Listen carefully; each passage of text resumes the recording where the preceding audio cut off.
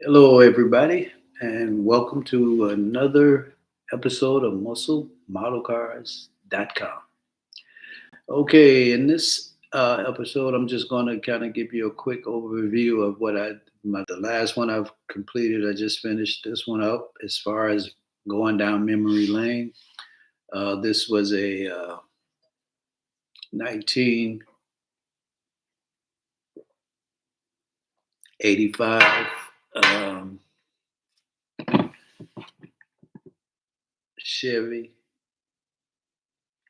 Camaro. And I had one just like this. I painted it the color. I remembered it. I had this car in '85. It was my first job out the military. Um, I was still there. I had been there a couple years. Got a little change. I had ETS'd out the army. So I went out and bought a Camaro. My wife said it was okay to get it. We had just gotten married. Had our had two daughters. My third one wasn't here yet. So she had her car. I got her. We got. I didn't get her. We got together a. I do believe it was. I want to say a Malibu. It was more of a luxury looking car, but it was one of the short Malibus. It was a 84 or 83, 84 Malibu. And it was very nice. Okay. And I got to get me one of those. But it was more of a luxury car. Me, I was still into my uh, racing type thing. So I went out and got a Camaro. And this is similar to the one I had. Definitely the color I had and the interior that I had was gold on the inside with seats that had stripes on them. So I got it kind of close. It doesn't have to be exact. But the thing I can remember with this car is what it was, a very fast vehicle. But the thing about it is, it had the look of it came off the out the factory with a nice new look, sleek look, race look for 1985. And if you took off the stripe, it would have looked just like my vehicle. The brown stripe I got going on over here, I just took some liberties with the creation of how I would have liked for it to look. If I had, I would have ended up putting. I would have put a tan stripe going down the bottom, but I just went on here with it to go with the seats and took some liberties with the presentation so it'll match the seat. But the seats are the kind of colors that were in there. It didn't have the Camaro indentation on there, but it just had the color of gold seats with brown stripes in it. So I took the stickers out the box that came with it, and I kind of made it. So this again, another tribute, 1985, when I got out the military, one of my first vehicles. I had also had a gray 72 Chevy Nova um, that I souped it up, put headers on it, and all that stuff. Got a lot of requests for. I put 50. I put 50s on the back. That one, but and then I put some chains on there to keep the hood down and everything, lock it for people couldn't go in there messing with it and all that stuff. That was when I was driving it, parking it on the west side or whatever. Um, so anyway, again, and another thing I did was, which was being as competitional as I was, I took this car, me and my wife, we had went to church. And we were going to church, and I'm laughing about it. And she didn't think it was too funny, but there was a IROC just like this. It wasn't this color, but I was on the Eisenhower and coming out of church, and the two daughters were in the back seat here, and as we were driving, our IROC uh, pulled up alongside of me, and he nodded his head like this, like "Let's go." Now we were in like downtown Chicago. So if anybody familiar with Chicago, there was the post office overhead, um, and right at like this. Soon as you come from Congress Street, coming off the lakefront from downtown Chicago, it's a straight shot. The expressway starts up and this goes straight down. Well, we were close to.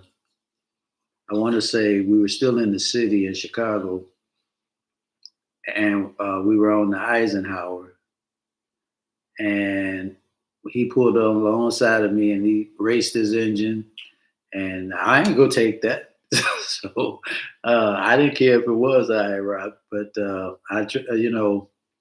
which also is a testament that it doesn't matter how, I guess, how powerful your car is. If you don't know how to drive it, you go lose the race.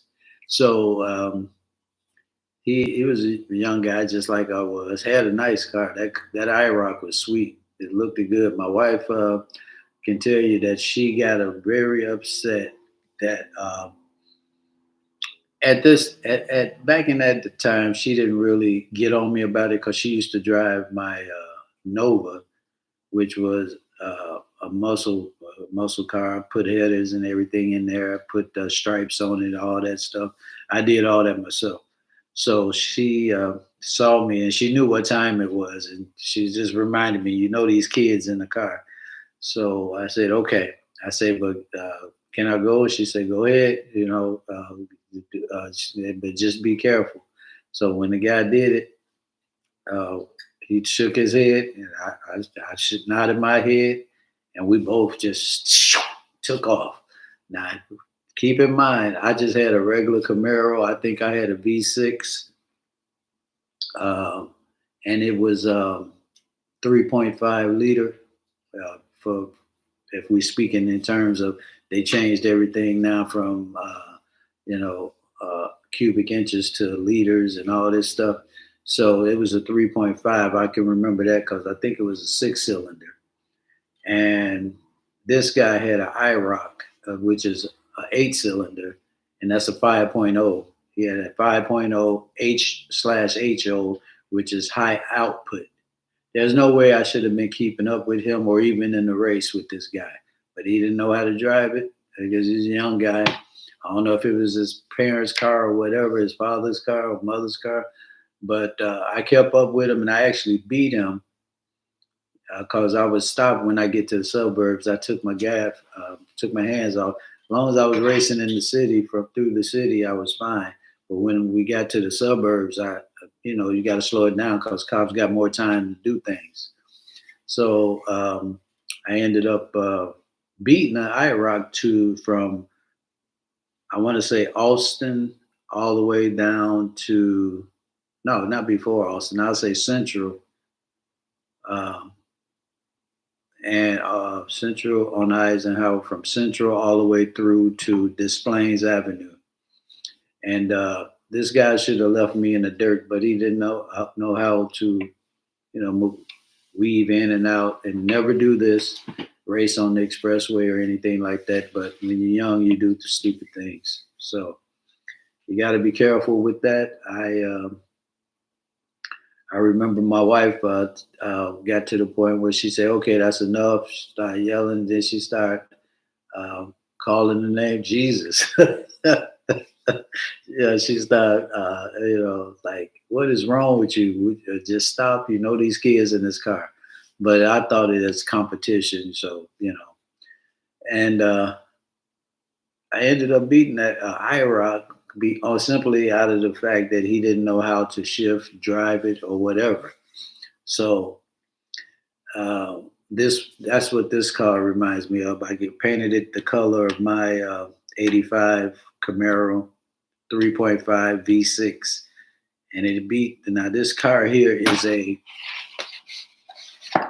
Camaro '85, but it's an IROC. Okay, that's the difference. IROC is a 8 cylinder, and it has a what you call a it had a 5 liter HO, and that's a high output vehicle. I'm sorry about that, but this is kind of what it looks like. I would say that this thing I would give it a on a difficulty level of about a 2. A lot of reasons why I'm doing that is because it's not really a lot to it. If you look at it from the bottom, a lot of these came came already. You know, like the bottom half of this engine here, the transmission, the oil pan, and the muffling system was all uh, singular apart, but the half of this engine down here and the transmission, you attach the other half from the top, okay? And then this here, the muffling system underneath is you don't get the whole muffling system at all as you would in some model kits that's more um, difficult. So just know that this is not really a difficult build if you choose to get it. It's a pretty vehicle. Painted once you get it painted and everything, it comes white, all white. Everything's white. If you look at the top, you get the lavors, or if whatever you want to call it. And then if you can see the inside, I did the seats right there. And then I'm gonna clean all this up again. I'm trying to just do it real quick so I can stay up to date with you guys. It's been a while since I talked with you, but here's the back of it. You get the decals. You can see the decals and some of it over there. The Z28 on the bottom, the badging on it, all of that. And then, of course, I showed you the bottom. I'm going to show you the top real quick. If you look at it, all of this got to be cleaned up. I just did it real quick here. If you can see the lights and all that, I'm going to clean all that up. I just kind of wanted to show you guys the inside of the engine compartment. I got to clean all that up. I was kind of rushing through it. I got to tighten up the bump,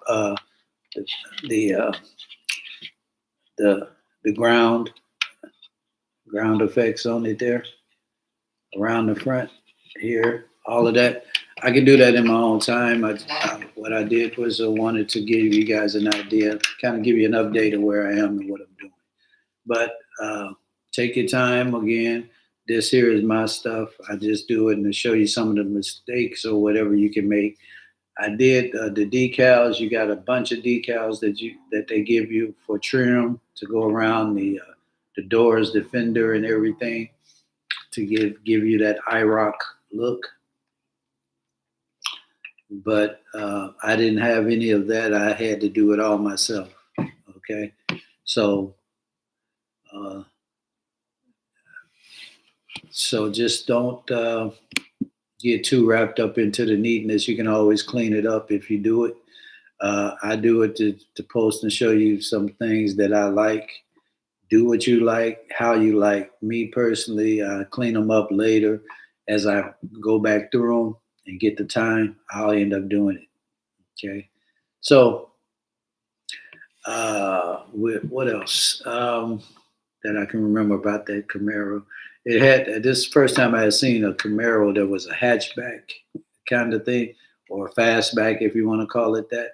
Okay, because you can look at the angle of the window going down for air to flow off. So that was one thing. Um, and the rims, I had these same rims, only mine were, I think they were silver, if I can recall. I made them gold to match the interior of the vehicle. So you can do a lot of things and make it how you want. And sometimes you won't get the exact vehicle you're looking for. And if you get close to it, you make it what you want, how you want, and then the memory is going to come.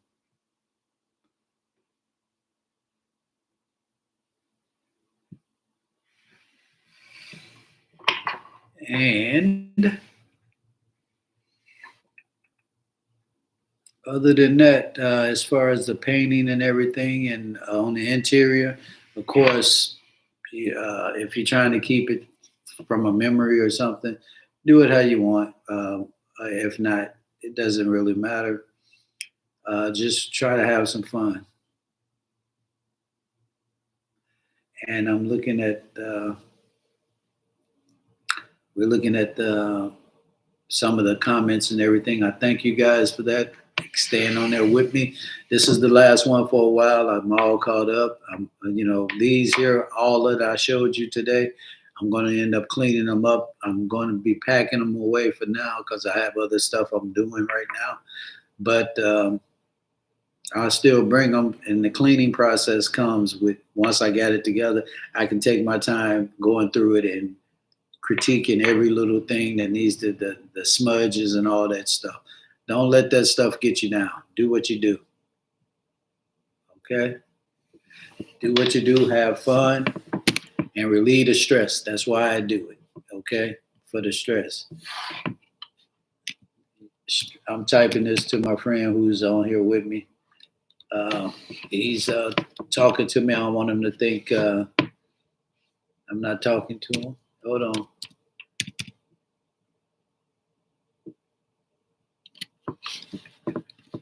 There we go.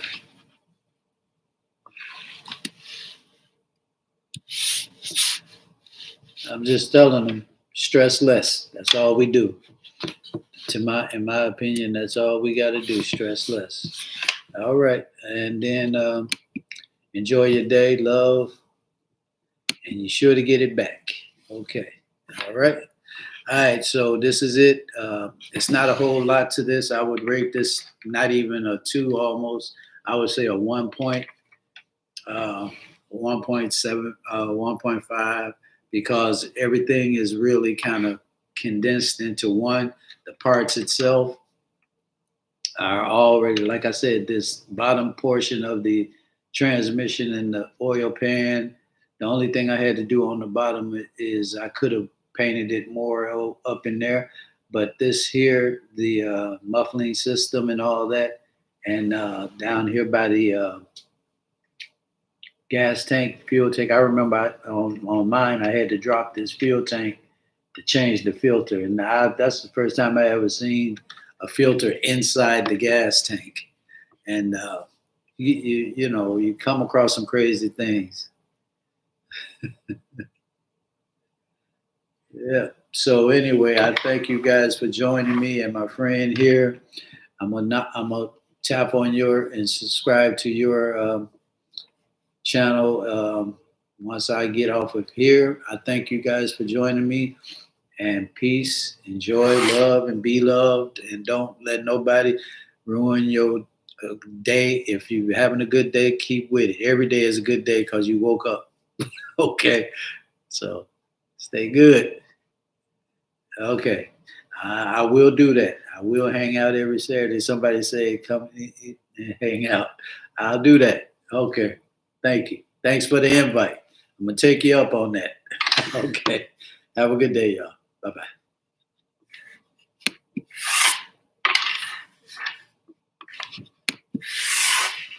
Okay.